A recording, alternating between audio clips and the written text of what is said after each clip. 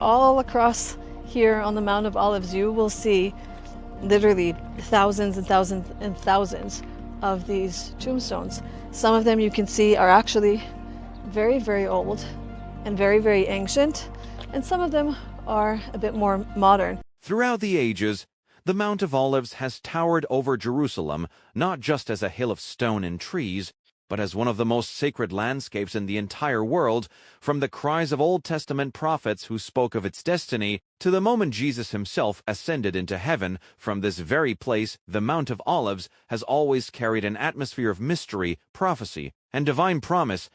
But in recent years, something unusual has been happening here, something that has stirred the hearts of believers, confounded historians, and ran at the conversations of Bible scholars everywhere. The ancient cemetery that blankets the slopes of the Mount of Olives has been expanding, stretching further and further down the hillside, creeping closer and closer toward Jerusalem's eastern gate, the very gate known in Scripture as the Golden Gate. The one that directly faces the Temple Mount. For many, this isn't simply about burial space or tradition. It feels like a sign, a whisper of prophecy echoing through time. Could it be that the world is inching closer to the long-awaited return of Jesus, Christ the Messiah, who promised he would one day set his feet again upon this mountain? Before we uncover what this could mean, we invite you to subscribe to our channel so you never miss the discoveries, teachings, and explorations we share as we connect the Bible, history, and prophecy unfolding before our eyes. The Mount of Olives is far more than a scenic ridge beyond the city walls. It is a mountain where faith and history collide. In the Old Testament, it became a backdrop to moments of anguish and glory. King David once fled across it, running from his own son Absalom. The prophet Ezekiel described a breathtaking vision, the glory of the Lord departing from the temple and resting upon this very mountain. Ezekiel 11:23, and then there is the prophecy that still stirs the soul of anyone who reads it, Zechariah's vision of the last days. On that day, his feet will stand on the Mount of Olives, east of Jerusalem, and the mountain will split in two, forming a great valley. Zechariah 14:4. That passage connects this place directly to the final coming of the Messiah, when God's kingdom will break forth upon the earth. In the New Testament, the Mount of Olives takes on an even deeper significance. It was here that Jesus Saturday with his disciples, teaching them about the end times in what we call the Olivet Discourse recorded in Matthew 24, Mark 13, and Luke 21, it was here he wept over Jerusalem, foreseeing its destruction. And it was from this very mountain that he ascended into heaven, as angels declared that he would return in the same way, Acts 1-9, 12. So when we look at the Mount of Olives today, we are not just seeing a mountain. We are staring at a prophecy in waiting. Just beneath it lies Jerusalem's eastern gate, the Golden Gate, a sealed portal carved into the city's ancient walls, facing the Mount of Olives directly. Ezekiel 44 declares that this gate is to remain shut until the Prince, the Messiah, comes to enter through it. Today, that gate is sealed with stone, locked, silent. For centuries it has stood this way, almost daring prophecy to be fulfilled. History tells us that Muslims, aware of this prophecy, placed a cemetery directly in front of the gate, believing a priestly figure would never pass through a graveyard. But prophecy cannot be chained by walls or graves.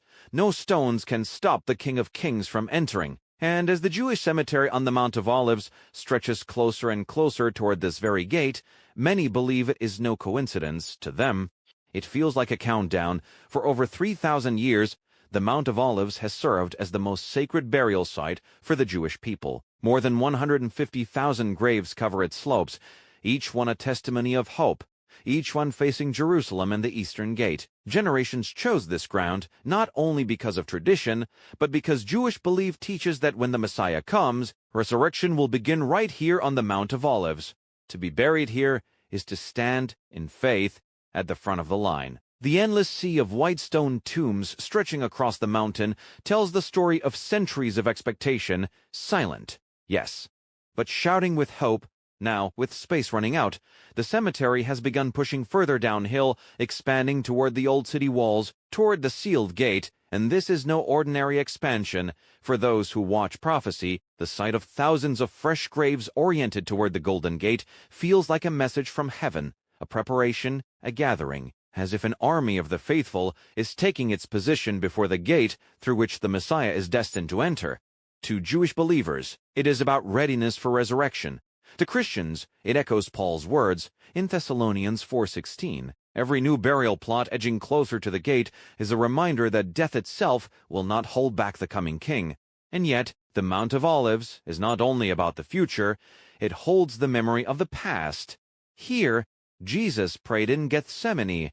Here he taught. Here he lifted his eyes over Jerusalem and wept. And here, in Acts 1, his disciples stood wide-eyed as he ascended into heaven, until two angels appeared and said, "This same Jesus, who has been taken from you into heaven, will come back in the same way you have seen him go." The return of Christ is not an abstract doctrine. It is tethered to this very soil, to this mountain, to this gate, so when we see the graves inching closer, when we stare at the sealed stones of the eastern gate, it all points to one undeniable truth: prophecy is alive. Jerusalem. Once again, the eyes of the entire world are fixed on it. Nations argue over it. Leaders negotiate around it, and tensions continue to rise. Yet none of this should surprise us, because, long ago, the prophet Zechariah declared that in the final days, every nation would be drawn to the city, trembling under the weight of its destiny.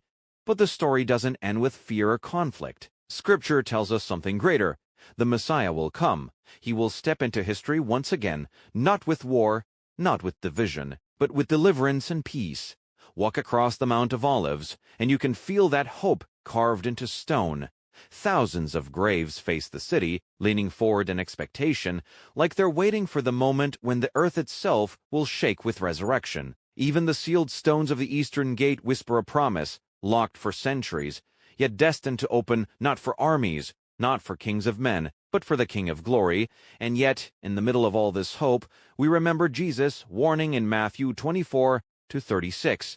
No one knows the day. No one knows the hour, not the angels, not even the Son, only the Father. That means we cannot set dates. We cannot build our faith on predictions. What we can do is watch. We can pay attention to the signs, and more importantly, we can live ready, because prophecy is not a dusty legend in an old book. It's alive, it's unfolding right now, in real cities, on real streets. Before our very eyes, the King is coming.